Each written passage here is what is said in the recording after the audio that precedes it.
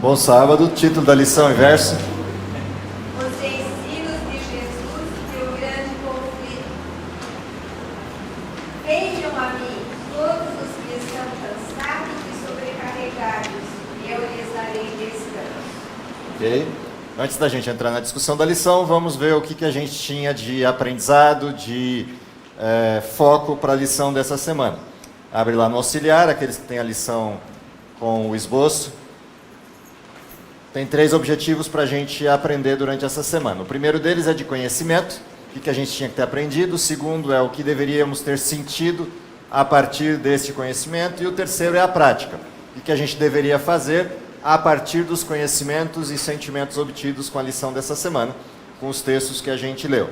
Então, o primeiro desses, qual é o objetivo de conhecimento? O que a gente tinha para aprender?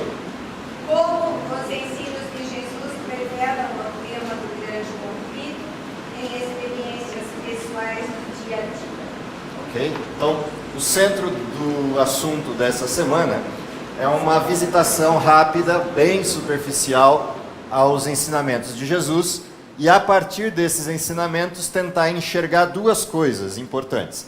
Primeiro, de que jeito esses conhecimentos modificam a nossa prática diária, a nossa ação do dia a dia. Em segundo, de que maneira esses mesmos ensinamentos, modificando a nossa prática, impactam a questão do conflito, que é o tema principal do trimestre, é o tema central do trimestre. Portanto, mais do que olhar os ensinamentos de Jesus no sentido usual desses ensinamentos, que é olhar para esses ensinamentos com características das nossas estruturas relacionais, da forma como a gente se comporta, é olhar de que forma, por trás desses ensinamentos, Jesus atacava os pontos centrais do grande conflito, os pontos centrais das artimanhas de Satanás para sustentar o conflito. Esse é o tema que a gente tem que buscar nessa lição, senão a gente acaba correndo o risco de simplesmente olhar a lição por uma perspectiva do Evangelho, por uma perspectiva mais basal do olhar evangélico dos ensinamentos de Jesus. E não é esse o tema para essa semana. Embora ele também é um tema muito interessante, é muito legal de olhar para isso, mas não é esse o assunto central desta semana. O ponto central é de que jeito isso impacta o conflito, de que jeito isso modifica as teses de Satanás na forma do ser humano se comportar, na forma do ser humano reagir a esses ensinos. Qual é o sentimento central a partir desses ensinamentos de Jesus sob a perspectiva do grande conflito? Ter certeza da salvação que Jesus oferece a todos os que creem nele. Ok? O sentimento que deve brotar do olhar para esses ensinamentos de Jesus é um sentimento de quem entende a salvação que está disponível na pessoa de Cristo, e isso é de fato o tema central do conflito. Porque a proposta de Satanás é uma vida sem Cristo, vida que não existe, cujo resultado do pecado é morte. A essência do desenho do cristianismo é verificar como Cristo propõe vida e isso derruba as teses de Satanás. Terceiro, qual é a prática? Praticar os princípios dos ensinos de Cristo por meio de uma vida de fé. Portanto, 2 coisas importantes aqui. Uma vez que eu entenda os ensinamentos de Cristo, perceba isso sob o cenário do grande conflito. Praticar e praticar por fé, porque a gente não vai ter as respostas principais dessa vida que adotarmos nesta vida. As principais respostas da vida que adotarmos estarão guardadas para a eternidade. É lá que a gente vai ver todo o resultado do cenário, todo o resultado das escolhas, todo o resultado da postura que a gente adotou, diferenciada do desenho deste mundo. Lembrando que a gente ainda está no mundo de pecados e, portanto, as ações, as escolhas e a resultante desse processo segue uma lógica de um mundo de pecado. Basta olhar para Cristo. Qual foi o resultado da mudança de paradigma que Cristo produziu nos seus dias? Cruz. Esse foi o resultado. Olhado sob a perspectiva humana, o ministério de Jesus é um fracasso total. Olhado sob a perspectiva divina, é a salvação. Era o que tinha que ocorrer mesmo. Não precisava ser daquele jeito, mas a morte teria que acontecer. Então, olhar as coisas sob a perspectiva do conflito nos faz entender que boa parte das respostas das nossas escolhas não estarão neste mundo, estarão no vindouro. Quando lá a gente olhar para trás e para pessoas que a gente nunca imaginou que estivessem lá e estarão por nossa causa. E a gente nem ficou sabendo. A gente nem teve ideia do que isso produziu. Então, isso é uma parte do cenário que vai ser descortinado lá. E outra é o inverso. Pessoas que não estarão lá por nossa causa. Não por culpa nossa, mas porque o contraste foi tão evidente que não houve desculpa para aquela pessoa não estar lá. A sua vida foi tão plena de salvação que tornou indesculpável qualquer pessoa ao seu redor que desistiu dela, tendo a certeza de que o caminho era aquele que você estava traçando, que o caminho era aquele que você estava seguindo. As duas coisas nos surpreenderão lá. Portanto, boa parte das respostas do cenário só existirão quando a gente abrir os livros e identificar as causas, aquilo que estava por trás da cena que a gente não pode ver. Não pode ver porque não lê pensamentos, não pode ver porque não enxerga o todo, não pode ver porque a gente tem muitas coisas no nível pessoal que nos atrapalham de ver, dado o conflito interno que cada um de nós também carrega. Então, isso é um desenho interessante a observar o exemplo de Cristo, seja nos seus ensinamentos ou até na perspectiva da lição da semana que vem, quando a gente for chamado a atenção a olhar os que Cristo trouxe com ele, os que Cristo trouxe para dentro do processo da missão. A junção dessas duas lições nos dá a perspectiva completa do desenho humano da missão e do porquê os sentidos que estão por trás da leitura superficial dos ensinamentos de Jesus são de fato importantes. Então vamos lá. Seguindo a ordem dos temas que a gente olhou para a lição, a provocação inicial da lição, a partir do próprio verso, venham a mim todos os que estão cansados e sobrecarregados, e eu lhes darei descanso. A perspectiva inicial da lição traz à tona uma das coisas mais significativas de todo o desenho bíblico, talvez a mais importante de todo o cenário do conflito, porque é a única coisa perfeita que sobrou do Éden. Todo o resto foi afetado pelo pecado, exceto isso. O tempo do descanso, o tempo do parar. O tempo do sábado. A lição começa com uma provocação interessante. Venham a mim todos os que estão cansados e sobrecarregados. E esse venham a mim, por conta da resposta, eu lhes darei descanso, traz à tona o início da Bíblia. Antes de Deus colocar o ser humano para agir de forma completa na semana que se iniciaria, a primeira coisa que Deus deu foi descanso. É o intervalo entre a criação e a existência de fato, a existência completa.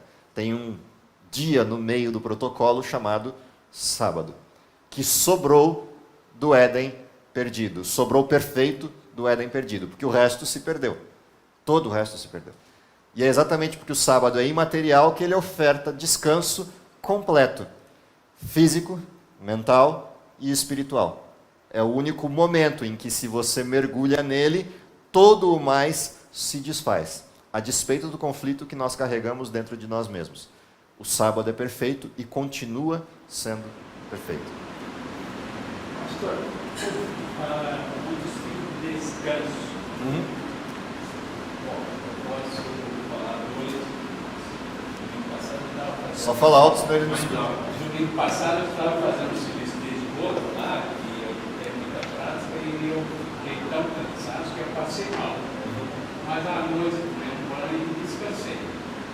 Hoje estava subindo a escada aqui também, deu para cansar um pouco, mas agora já estou descansando. Mas você já aprendeu que tem elevador. Mas aí falou descanso, e alguém fala, quando alguém morre, descanso. Esse descanso eu não quero. Agora eu queria saber se o senhor já disse o descanso de Cristo, o descanso de Cristo detalhadamente. Então vamos lá. A lição de domingo é a que trata dessas questões variadas de descanso apresentados na Bíblia. Quais são os elementos que nos cansam? Talvez isso faça a gente entender quais são os descansos ofertados. Então, quais são os elementos que nos cansam? Trabalho cansa?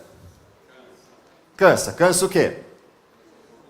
Cansa o corpo, cansa a mente, cansa, entre aspas, a palavra, o espírito, porque você tem que lidar com o espírito de porco o tempo inteiro, então cansa o espírito também.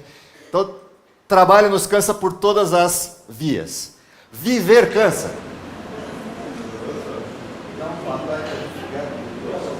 Cansa ou não? Os homens dizem que ficam cansados porque tem que viver com as mulheres. Aí ficam sem elas e dizem que se cansam porque estão sem. E aí vira uma vida de cansar. A vida cansa por N razões. Cansa pelos relacionamentos, cansa por você ter que pensar no outro, cansa por você ter que entender o outro, e tem coisas que são impossíveis de entender. Cansa porque você tem que ter a disposição para esperar o outro, e isso também nos cansa. A vida cansa, por N razões. Descansar cansa.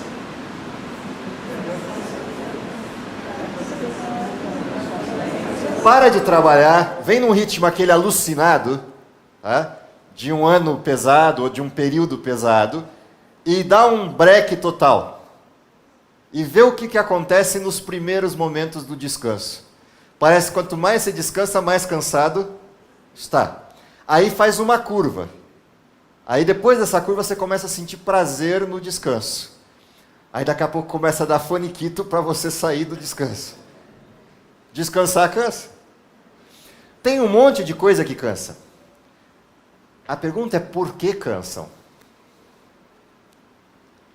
Quando a gente olha para a essência daquilo que nos cansa, a gente descobre que o que nos cansa é sempre a mesma coisa. É a falta de sentido que as coisas têm. Você pega, por melhor que seja o seu trabalho, por mais que você seja apaixonado por ele, tem coisas no trabalho que não têm sentido. Que não fazem sentido. E aí você descobre que boa parte dessas coisas dizem respeito ao pecado que está aliado às coisas que você tem que fazer. E não importa a área. Se você vai dar aula, cansa. Cansa porque você tem gente que não quer aprender. Gente que não quer aprender e não sabe nem por que não quer. Gente que quer aprender, mas não sabe como. Gente que quer aprender e não precisa de você porque aprende sozinho. Tem de tudo. Você vai para a médica, tem o meu médico de plantão ali. Para qualquer problema está sempre do lado ali. Na área médica você tem dezenas de coisas que cansam. A burocracia dos planos, a corrupção do sistema, o desenho. Está ali, te cerca o dia inteiro, 24 horas por dia, todo tempo. Você olha para o lado e descobre que boa parte do sistema, quase 99% do sistema, já se acostumou tanto com a corrupção que depende dela. E eu não estou falando da corrupção do roubo, eu estou falando da corrupção do desvio tácito, que já está instalado no sistema brasileiro de saúde. Você vai para a área de finanças, e a corrupção por todos os lados, porque o sistema de impostos do país é de tal ordem que mesmo que você queira fazer tudo certo, você não dá conta, porque não dá para saber tudo que é certo, porque foi criado para não saber. E para sempre ter uma válvula de escape, ou para te pegar em algo de irregularidade, ou para ter a abertura para o desvio. Ou seja, para todos os lados que você olha, mesmo você fazendo tudo o que gosta, as coisas parecem não fazer sentido completo, porque em tudo há o dedinho do pecado, presente na estrutura. Ou seja, qualquer coisa que você queira fazer nesse mundo, por um lado ou outro gerará cansaço, porque a essência é sempre a mesma. Aquilo que causou o desenho do pecado lá na base. Como, cara, em uma época o ser humano esteve mais ansioso como está no período hoje. Eu vivi 34, 35 anos. Sim. O perfil do ser humano, quando eu comecei a trabalhar para agora, mudou violentamente. Hoje o ser humano é angustiado, é estressado, vive com medo de tudo, medo de todos. Então, nunca se percebeu tanto antidepressivo como se descreve hoje. Mesmo que esteja tudo bem, você tem uma espada em cima da tua cabeça. É uma questão do tempo. Eu vou ter uma doença que me levará à morte. Sim. Se eu não tiver uma doença que me levará à morte, eu passarei por um acidente. Se eu não tiver um acidente, eu serei assassinado. São as coisas que cada um dos que está nessa classe vai passar. Vai passar antes ou depois de alguém da sua família. Então todos nós temos isso na nossa cabeça. Desde que sejamos mortais,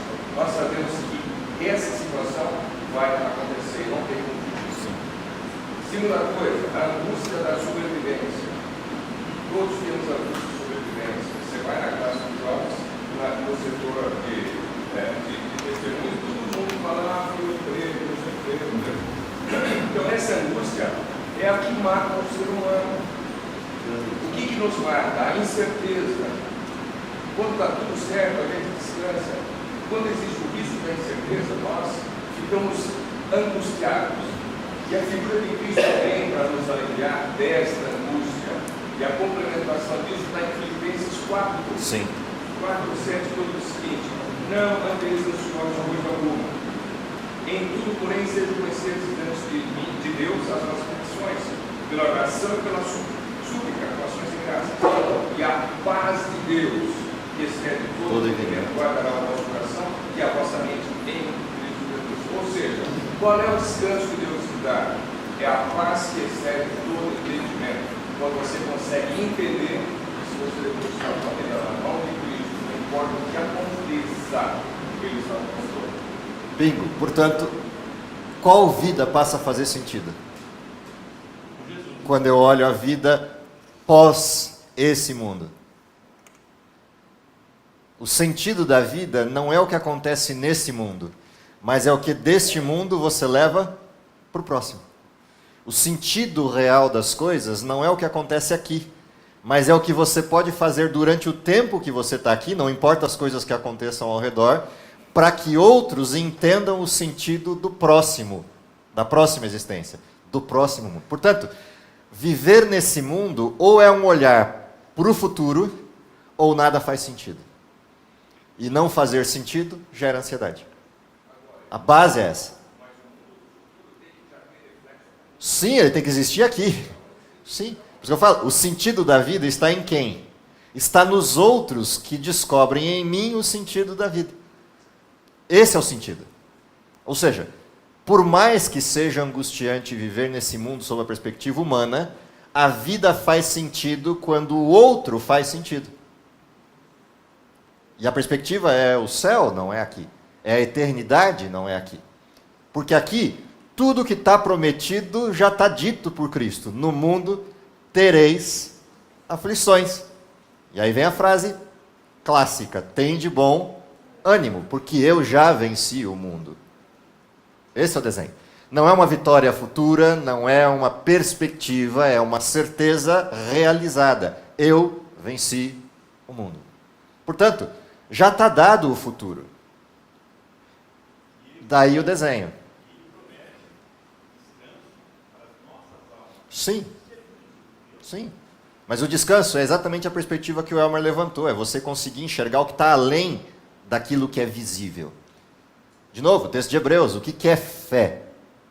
É a certeza do quê? Daquilo que não é perceptível. Daquilo que vai além da visão. Portanto, quem vive da fé, o justo viverá dela. Quem vive da fé não vive olhando as circunstâncias, embora as sinta. Ninguém é louco e alienado. Você sente as circunstâncias, mas você consegue olhar além delas, porque já não sou eu quem vive, é Cristo que vive em mim. A essência do descanso é essa. Por que tem o sábado? Pit stop. Sábado é só isso. No sentido do mundo de pecado que a gente está, sábado é o pit stop. A cada semana eu sou levado a lembrar e sentir outra vez o que é a paz que excede todo o entendimento. O que é viver da fé. O que é viver por fé. O que é viver na fé. E aí vem um negócio que me incomoda, e eu vou provavelmente morrer com esse incômodo. Por que a gente insiste em trazer relógio para o sábado? Só de brincadeira, né? Sim. Mas por que a gente insiste em ter tempo no sábado? Não no sentido de que você não possa saber os horários das coisas, mas no sentido de você estar preso a esses horários com a perspectiva deles. Então você está na igreja, está olhando para ver se já está chegando a hora do almoço. Aí você está chegando a hora do almoço, você está olhando para ver se está chegando a hora da próxima. E você fica o tempo inteiro numa ansiedade que é idêntica à agenda da semana. Não que a gente não tenha que ter ordem e organização, horário para as coisas, não é nesse sentido que eu estou falando. mas é no sentido da ansiedade de que passe aquilo. Ou seja, desfruta, mesmo que seja por 5 minutos, uma determinada atividade, mas desfruta por completo. Quando acabar os 5 minutos, você vai para a próxima. Mas não fica vivendo a próxima atividade, porque aí você não vive nem essa e nem a próxima, porque quando chegar a próxima, está com a próxima. Quando chegar a próxima, está com a próxima. A gente é viciado nisso a semana inteira, porque os trabalhos da semana impõem esse tipo de vício. Quando você descortina isso no sábado, quando você elimina, depois de descortinado e perceber que é assim que é a nossa vida, você inicia a próxima semana com uma perspectiva diferente. Pode ser que lá pela quarta-feira você volte a ser escravo do relógio outra vez. Mas pelo menos pelos 3 primeiros dias da semana, talvez o reflexo do sábado ainda surta algum efeito. E você passe a enxergar as pessoas como gente. Mesmo que seja por 5 minutos, que é todo o tempo que você teria. Mas aqueles 5 minutos são plenos. E a vida passa a ser plena. Isso também tem o sentido do descanso, o parar. Afinal de contas, o descanso do sábado é cessação. Não é prostração. Embora ela até aconteça pela semana. O descanso do sábado é cessar, ou seja, dar de fato um bico naquilo que prende a agenda. E pega depois a bola lá no domingo de manhã. Desfrutar disso é entender a plenitude do descanso. Em todos os sentidos dele, em tudo que nos cansa. Em tudo que gera algum tipo de cansaço. Posto isso, aí vem as instruções para a semana. Então a gente começa pelo descanso. Lembra? A criação terminou, o ser humano foi feito. A primeira coisa que ele desfruta para encerrar a semana é o descanso. Ou seja, ele começa a semana pelo fim. É curioso isso. Por que Deus não criou o homem no primeiro dia da semana? Criou no último para começar pelo... Criou no penúltimo para começar pelo último. A existência, de fato, começa pelo último dia da semana. Nós, às vezes, fazemos as coisas ao contrário. Como se o sábado fosse o fim da semana. Não, o sábado não é o fim da semana. O sábado marca o preparo para o início da próxima. Ele até está no fim, posicionado na semana da criação. Mas para o ser humano, o sábado é o que abre a semana. Olha que Deus maravilhoso. Você descansa antes de começar e não depois que está cansado. Você já começa com vida plena. Qual é essa vida plena? Então aí vem as instruções para a vida plena. Então, primeira coisa que eu tenho que saber para começar a semana. O que você plantar, você vai colher. Então quando é que começa o sábado? No pôr do sol do sábado. O que você plantar, você vai colher. Quando é que começa a ansiedade? No pôr do sol do sábado. O que você plantar, você vai colher. Quando é que começa o cansaço? No pôr do sol do sábado. O que você plantar, você vai colher. Entende o desenho? A lógica é: olha para frente entendendo que as coisas que você vai fazer têm que estar planejadas numa outra perspectiva. Diriam os administradores do século XXI, num outro mindset. Muda o formato. Passa a enxergar a semana como uma perspectiva do sábado e não o inverso. O sábado como uma perspectiva daquela de linha de chegada, onde você está quase arrastando no último fôlego, fígado e baço já foram. Não, inverte a cena. Essa lógica diferenciada do modelo de Cristo é uma inversão de paradigma completa. O sábado foi feito por causa do homem, não o contrário. E eu sou o Senhor dele. Eu sou o Senhor do sábado. Nisso a gente acha sentido para todos os outros descansos. Nisso a gente acha sentido para todas as outras coisas da vida. Portanto, eu começo a plantar desde o sábado à noite até a sexta-feira no pôr do sol. Eu começo a plantar o meu próximo sábado, a minha próxima perspectiva. Já imaginou uma semana em que cada pessoa que você for encontrar, não importa a área que você atue, cada lugar por onde você passar, não importa a área que você trabalhe, ou a área que você não trabalhe, se você já conseguiu vencer os tempos da Previdência. Já imaginou cada pessoa que você encontrar e cada lugar que você passar por ele pela perspectiva do sábado, de tudo que está envolvido no sábado? como seria a nossa influência para com as pessoas que nos cercam? Percebe que mesmo a gente estando cansado fisicamente, emocionalmente, se a perspectiva é essa, há uma paz, como disse o Elmer, que excede todo o entendimento, que extravasa você. E as pessoas olham, sabem que você está cansado, porque elas estão olhando, não tem como evitar. Elas sabem que você tem as mesmas ansiedades que todo mundo tem. Elas sabem que você tem as mesmas aflições e passa pelos mesmos elementos. Mas ela vira para você e pergunta, como que você passa por tudo isso com essa serenidade, com esse sorriso? Experimenta inverter a perspectiva.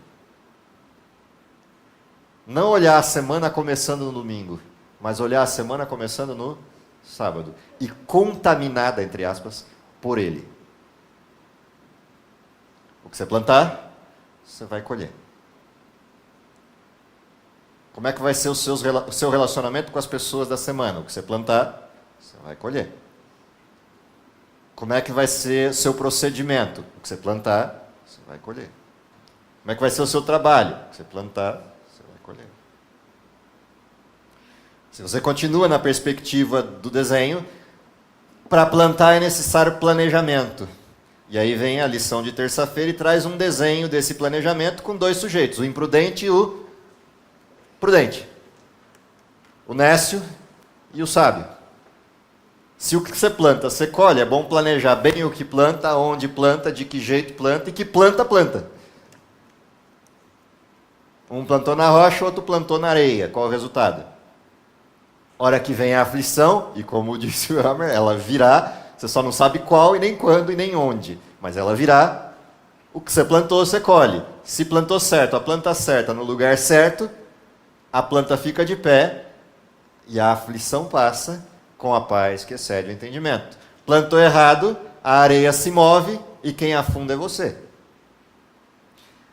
O legal da mensagem de Jesus é que mesmo que você seja o nécio e a tua casa caiu, quem continua à sua disposição e ao seu lado? O mesmo Cristo, que não eliminará as consequências da casa que caiu, mas na casa caída lhe dará paz que excede todo entendimento. Então você vai se molhar com o temporal, a chuva vai bater na sua cabeça, você vai se encher de areia, mas a sua mente, sua alma, o seu espírito está em paz. E aí, quando a chuva passar, você começa tudo de novo, dessa vez ver se constrói no lugar certo. O interessante do Cristo é que mesmo que eu faça tudo errado, se eu voltar para Ele, as consequências virão, mas eu consigo passar pelas consequências em paz. E aí eu posso aprender com os erros. Exatamente porque existe o tempo da paz é que eu posso aprender com os erros. Mesmo que esse aprendizado seja só uma escolha na hora final. Isso é assim, como dizem alguns por aí, isso é maluco, né? É impossível de entender. Mesmo que seja a hora final, o minuto final ou o segundo final, porque o cérebro funciona numa velocidade astronomicamente grande. Mesmo que fosse assim, se com disposição completa, com pureza de coração, com um entendimento completo do erro que se cometeu, mesmo que fosse o segundo final da sua existência terrena, ainda assim, essa disposição é capaz de pegar a graça inteira de Cristo e num segundo depositar sobre alguém. E é como se ele tivesse vivido uma outra vida. Lembra, as consequências vêm. Pode ser que no último segundo o sujeito se arrependa e não tem como evitar as consequências. Mas a salvação é a consequência prometida. E essa é a coisa mágica, entre aspas, a palavra mágica, da graça. Não tem limite para ela e não há como impor limites a ela. O ladrão na cruz é o melhor exemplo disso. Aliás, o ladrão na cruz, eu não conheço um evangelista que seja maior do que o ladrão na cruz, talvez só Cristo. Porque o ladrão na cruz já salvou mais gente do que qualquer pessoa que você pode imaginar na face da terra. E todo o ministério dele está numa frase. É tudo o que ele tem. Está num pedido. Lembra de mim. E aí qualquer sujeito, mesmo no corredor da morte, pode ter certeza de que Deus pode se lembrar dele. O que você planta, você colhe. Mas o que você planta em Deus traz uma colheita que tem perspectiva eterna. Portanto, o que plantar, como plantar e onde plantar e quem vai cuidar é uma escolha que define um destino muito mais amplo, muito mais enfático do que qualquer outra coisa. Me chamou a atenção essa parte de segunda-feira, né, sobre o dia do leito de semeadura. É que, aparentemente, aos olhos humanos, o semeador foi um tanto imprudente. Como é que ele vai semear na beira do caminho, no terreno pedregoso, no terreno espinhoso, sabendo ele que aquele solo não é próprio? No entanto, só um solo era bom. E, no entanto, o semeador foi semear nesses solos ruins. Então, nós vimos aí a outra perspectiva de Deus. Nossos olhos humanos não enxergam, mas o semeador enxergou. Ele viu que era necessário que o solo pedregoso, espinhoso, beira de caminho precisavam da semente, da boa semente, e fazerem a sua escolha. Lembra quando eu comecei a lição? Sim. Lembra como eu comecei a lição? A escolha que você faz e a vida que você leva serve tanto para justificar, no sentido do exemplo, as pessoas que estarão no céu e que você talvez nem conheça, como também servem para quê? Para quando chegar lá você descobrir pessoas que não estão lá por sua causa, porque você plantou. Você plantou. E exatamente porque você plantou, ela não tem desculpa. Romanos 1,18 deixa isso muito claro. Onde Deus plantou? Tudo, portanto, não é qualquer coisa, tudo que de Deus se pode conhecer, o que diz o texto? Deus lhos revelou. Quem é o lhos do texto? Todos. Porque a próxima parte do texto diz o quê? Para que sejam indesculpáveis. Portanto, o plantio de Deus é total e o meu também. Portanto, eu tenho que escolher o que plantar, onde plantar, como plantar, em que circunstâncias plantar. Porque aquilo que eu planto, eu colho. Agora, eu tenho que saber que o que eu vou colher tem duas perspectivas. Eu vou colher a perspectiva da salvação, mas também vou colher a certeza do modelo. Esse é o desenho. Quem me perguntou? Foi o senhor que me perguntou, né, do texto de Lucas, não foi? Tem um texto de Lucas que ele me trouxe, Lucas 16, é isso? 16, versos 8 e 9. Era isso? Lá tem um texto de Jesus que fala a respeito da gente, a respeito da questão de com quem a gente interage. E tem um conselho curioso de Jesus, né, porque ele chega para um sujeito diligente e diz que ele foi diligente. Mas chega também e dá um conselho de que ordem? Para que eu tenha, entre aspas o que eu vou usar, vou traduzir o texto para uma linguagem mais de hoje, para que eu tenha amizade, no sentido de proximidade, uma ação correta, uma ação de interação, com a riqueza iníqua, ou com a riqueza do iníquo. Parece um conselho esquisito de Jesus dar. É exatamente o conselho do semeador. Ora, porque eu sou cristão e tenho uma perspectiva de vida diferente, todo mundo que pensa diferente de mim, eu vou dar um pontapé, dizendo, ó, sai daqui que eu não quero nem chegar perto de você, porque a tua presença me contamina. Essa é a ação do cristão. Olha o conselho que Jesus está dando. Te aproxima do iníquo, nutra a amizade com o iníquo, com a riqueza do iníquo, é mais sério o texto. Por quê? Na hora que você estiver na aflição, quem vai te socorrer? O detalhe não é quem vai te socorrer no sentido de quem vai te sustentar só. É quem vai te socorrer no sentido da proteção. Porque pode olhar que a maior parte dos iníquos está em que lugar hoje no mundo? Sentado em que cadeiras? Tribunais, governos. Qual é o conselho que Deus tinha dado para o povo de Israel quando não tinha jeito de se livrar do cativeiro? Olha, recebe com honras o rei da Babilônia, faz amizade com ele, porque o teu cativeiro vai vir, não tem como evitar, mas vai ser um cativeiro mais tranquilo, mais light. Porque ele é um rei bom, tem coração bom, apesar de estar num outro patamar de crença, num outro... Há um desenho de sabedoria, eu não estou falando que você tem que seguir os passos do iníquo, ser conivente com as ações do iníquo, compactuar com as deturpações do iníquo, mas a sua ação de integridade tem que ser de tal ordem que o iníquo te respeite, mesmo não concordando com você, mesmo sabendo que a sua ação é contraditória à dele. O nível de respeito que ele tem que ter é de tal ordem por duas razões. Primeiro, porque a gente nunca sabe quando é que o Espírito Santo vai tocar nele. Segundo, porque mesmo que não toque para a conversão, porque ele não quer ser convertido, o Espírito Santo pode tocar nele para amenizar o seu caminho ou propiciar a abertura para que você converta aquele que precisa ser convertido. Portanto, eu nunca sei quem está do lado. Eu não sei quem está perdido, quem não está, quem vai se perder, quem não vai, mas eu sei que o mundo vive numa lógica diferente da minha. Porém, a lógica do amor supera a lógica do mundo. E esse é o desenho que está por trás disso.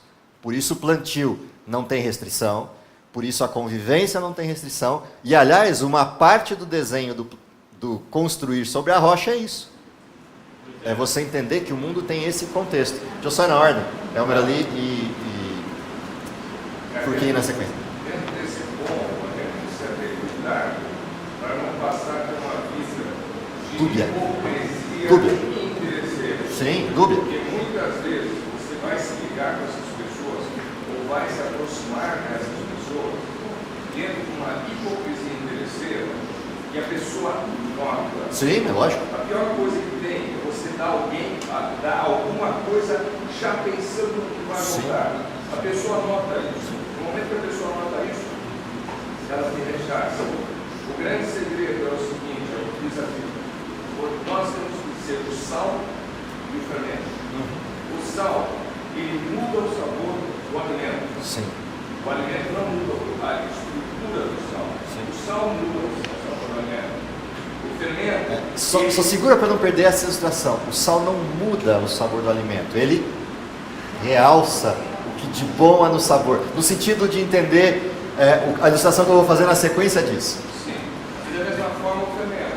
Sim. Então, o fermento e o sal só funcionam quando estão dentro do alimento. Então não adianta eu estar no potinho aqui fora e alimento lá Clausura. e falar, viu, ó, tem o sal, eu sou o sal, estou aqui, não, lá, a massa está lá. Eu tenho que viver lá. Aqui. Então, a importância de estar No mundo. dentro do processo é muito forte. Sim. Mas a hipocrisia interesseira é o que faz com que a religião seja rechaçada. A hipocrisia torna o sal insípido. E aí ele só presta para quê? Ser jogado fora da janela e virar asfalto. Pisar nele. Esse é o desenho.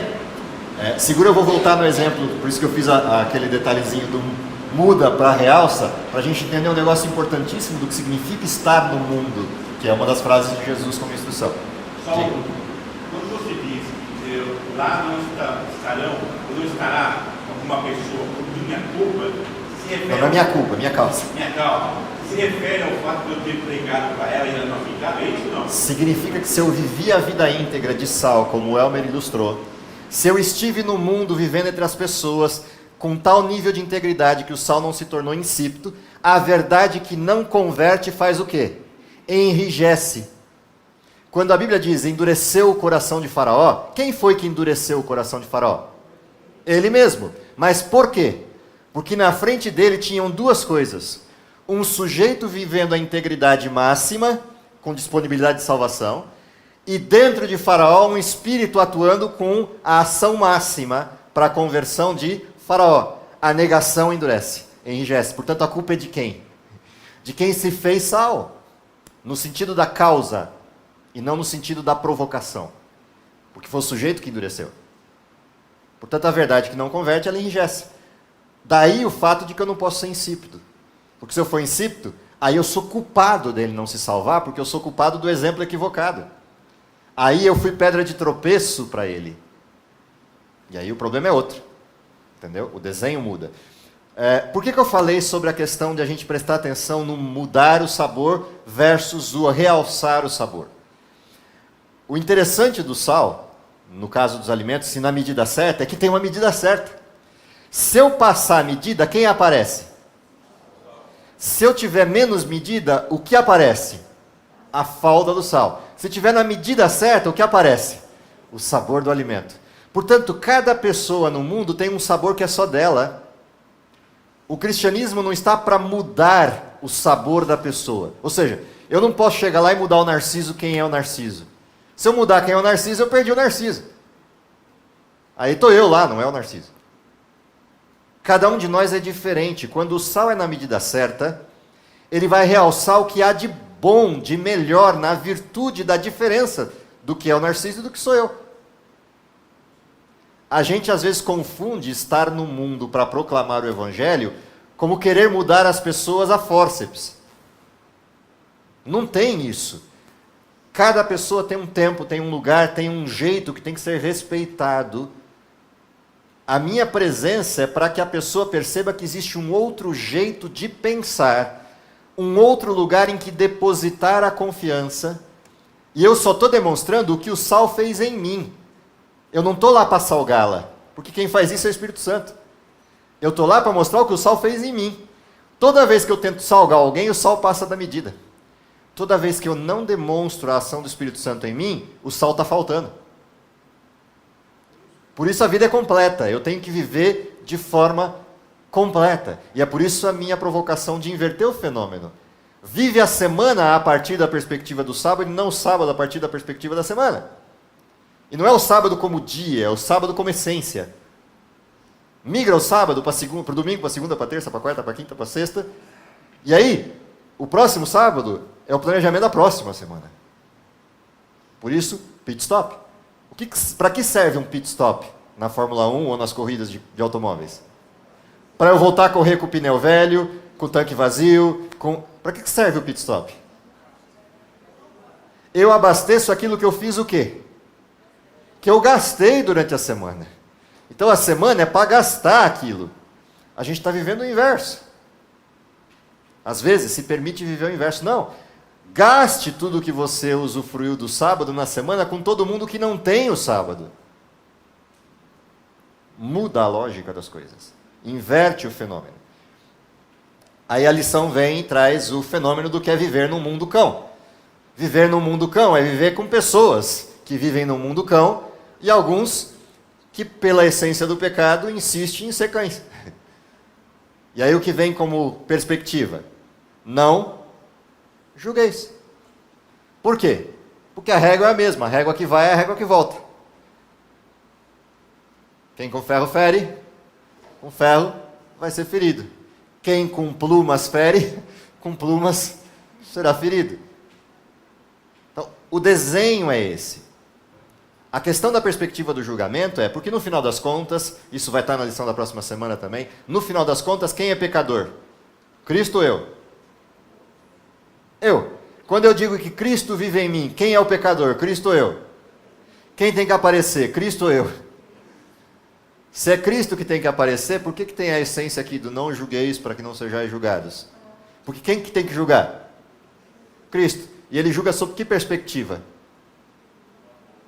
A do amor. Então muda a lógica do fenômeno, muda a lógica relacional. Essa é uma das coisas mais difíceis de fazer de toda a essência do cristianismo.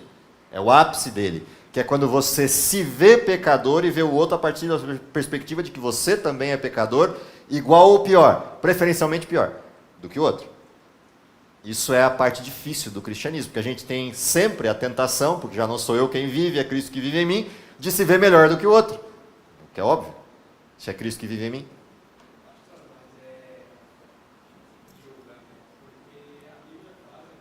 Julgamento do outro. Julgamento do outro. Ninguém está autorizado a julgar o outro. Eu não disciplino a pessoa, eu disciplino o ato. Ponto. O ato é pecaminoso, não a pessoa. Porque a pessoa é igual eu, somos pecaminosos. Um pecador tem o direito de disciplinar outro pecador? Não, mas ele tem o direito de mostrar para um pecador que o ato dele é pecado? Sim. Então a disciplina é sobre o ato, não é sobre a pessoa. Ponto. O julgamento é sobre o ato, não sobre a pessoa. Ponto. Quem julga a pessoa? Deus. E o Deus é o Deus de salvação. Portanto, o julgamento dele sempre tem essa perspectiva. De que se o sujeito entende que o ato é pecaminoso, se arrepende do ato e tem uma perspectiva de desejo, de mudança de vida, o que está provido a ele? Um caminho de volta. Portanto, perspectiva disciplinar na igreja, eu sonho, mas esse é um sonho que nunca vai ocorrer, não por causa do sonho, mas por causa da gente. O meu sonho de consumo é que disciplina de igreja fosse um ato voluntário e não ativo da igreja para com o sujeito. Fosse um ato de reconhecimento, semelhante ao do filho pródigo. Pai, pequei contra o céu e perante ti. Quem é o ti da frase? Todos aqueles que me aceitaram como irmãos. Quem é o céu da frase? O Pai. O Pai na figura máxima. Esse é o meu sonho de disciplina na igreja. Ou seja, eu não tenho que discutir. Desculpem aí a minha forma de ver, é só a minha forma de ver. Eu não tenho que discutir disciplina em comissão de igreja. No sentido de o que o sujeito fez ou deixou de fazer, por que fez ou deixou de fazer. Tem uma pessoa que tem que discutir isso na igreja. Quem é essa pessoa? O que foi posto por pai, ou pelo menos por representante dele, é o pastor. Na pior das hipóteses, com ele o ancião, para você ter um desenho mais abarcante de graça. Não de disciplina, de graça. O resto, ou confia no sujeito que visitou e conversou, ou a gente está totalmente fora do contexto. Mas isso é só uma visão louca de um sujeito que enxerga as coisas de um jeito talvez diferente. Mas para mim, disciplina é isso. Ou seja, se o Narciso foi lá, visitou o irmão Francisco, tá? Porque o Francisco foi denunciado por alguém, no particular, como manda o texto, tá? A ele, que é o pastor, e falou, olha, está acontecendo isso com o irmão Francisco, visita ele. Narciso foi lá e visitou o São Francisco. Conversou com o irmão Francisco. O irmão Francisco rasgou o coração para o Narciso. Pergunta, o Narciso precisa vir aqui para um bando de... É isso aí. E descrever tudo que o São Francisco abriu o coração para ele, para eu poder julgar o irmão Francisco? Ou basta ele chegar para mim e falar, olha, a situação é essa, o São Francisco entende o fato, e ele pede, como manda a Bíblia, a disciplina tal. Em quem eu confio? Ora, se ele fez o papel de Cristo, foi lá e resolveu o problema, trouxe para mim qual é a perspectiva disciplinar, eu preciso saber o que o São Francisco fez? Não, eu só preciso saber do quê? De que o São Francisco está arrependido, solicita essa disciplina, porque ele entendeu o ato, e o que eu faço como comissão? Eu me ajoelho e oro pela graça. E quando eu encontrar o São Francisco na próxima semana, o que eu faço? Estou feliz porque o senhor está de volta. O resto é só pro forma. É só pro forma para os outros entenderem que um ato disciplinar é desrespeito como ato, não como pessoa. Como pessoa, o que eu faço? Que legal que você voltou. Eu sonho com o dia que o senhor vai estar de pé lá na frente de novo, passando a lição comigo. Isso é disciplina. Isso é o não julgar do texto. Uma coisa é julgar o ato, outra coisa é julgar as pessoas. A gente gosta de julgar as pessoas, porque toda vez que eu julgo as pessoas, como é que eu fico? Bem na foto, porque o outro é pior do que eu. Mas isso é só um sonho maluco de um cara louco que vê as coisas numa perspectiva diferente, imaginando que talvez pudessem ser diferente mesmo, um dia. Porque eu sou só mais um pecador como todos os outros. Cometendo os mesmos erros que todo mundo comete, inclusive de julgar os outros. Mas isso é só um sonho. Tá? Você já levantou a mão? É simples. Uma das grandes alegrias que eu tenho, e eu agradeço a Deus por ter me ajudado nesse sentido, foi que, ao encerrar o ministério, e não vai parar aí, eu tenho guardado no meu coração, não dezenas, mas centenas de situações e de casos de pessoas que me procuraram e o assunto morreu ali. Morreu ali. Porque ali se achou a graça de Deus para a recuperação da pessoa. Eu tenho uma listinha dos meus casos. Que se a pessoa está arrependida e ninguém sabe do que ocorreu, e você pode ofertar a graça ali, essa é a essência do desenho. Agora, aí alguém falou, nós temos que fazer alguma coisa porque está todo mundo sabendo. Mas está todo mundo sabendo porque ela andou falando para todo mundo. Aí é um problema de quem? Você percebe? Como é que Aí é um problema de quem? De quem falou. De quem falou. De quem falou. Portanto, o texto tem a essência dele. O que é o não julgar? Não julgar é cumprir a ação de Cristo. E a ação de Cristo é: vai com ele só. Se ele não te ouvir, vai em dois. Se ele não ouvir, então faz o quê? Leva o tema à igreja. Se ele não ouvir a igreja, só sobra o que para fazer? Aí só sobra entregá-lo à justiça, porque ele não quis a misericórdia. A pergunta é: nós vamos levar a misericórdia ou nós vamos levar a justiça? Porque a justiça é quando termina a misericórdia e não o inverso. Se a gente na primeira ação levou a justiça e não a misericórdia, o sujeito não teve a chance da misericórdia. Assim, mas isso é uma coisa só de elucubração mental. Você falou um dia atrás de justiça sem misericórdia. Você lembra que falou? Sim, isso é um desenho, eu fiz um diagrama na classe. Tirania. Sim. Justiça sem misericórdia é tirania, misericórdia sem justiça é leviandade. É um desenho assim. Você levantou a mão? Só para dizer o seguinte, o grande problema é que nós temos que mudar o paradigma. Sim. A gente está acostumado ao seguinte: segundo a conceituação legal do mundo ocidental, eu não sou obrigado a confessar nem a oferecer provas contra mim. Satanás é esperto. Do ponto de vista espiritual, o meu processo de cura, o que quer que seja, implica eu confessar. Sim. Então é completamente diferente. Agora, no momento em que eu, que sou cristão, cometo atos não cristãos, e eu nego eles para mim, para Deus e para mim, eu não tenho a menor chance de mudar. Não tem salvação. Eu continuo nisso, eu não gero provas contra mim. Mas os meus atos geram provas contra mim. Isso leva a toda uma situação que daí cria-se dentro da igreja, todo mundo correndo atrás para provar que eu estou fazendo aquilo. Não existe salvação sem confissão de pecados. Mas esse negócio, eu acho que o problema é esse. Nós vivemos um paradigma, queremos trazer para a igreja, um paradigma de fora, de justiça, de graça. O não é errado. E é exatamente por causa dessa perspectiva errônea que também, em vez de eu levar misericórdia para a confissão de pecados, eu levo justiça. E aí eu crio o efeito rebote. O sujeito não confessa porque sabe que eu estou levando justiça, e eu não consigo a confissão porque eu não levei misericórdia. E aí eu crio um ciclo que não se resolve. Esse é o desenho. Dentro desse contexto, a lição fecha com: eis que eu estou convosco todos os dias, que é a promessa de encerramento do desenho evangélico, do ministério de Jesus. Diga.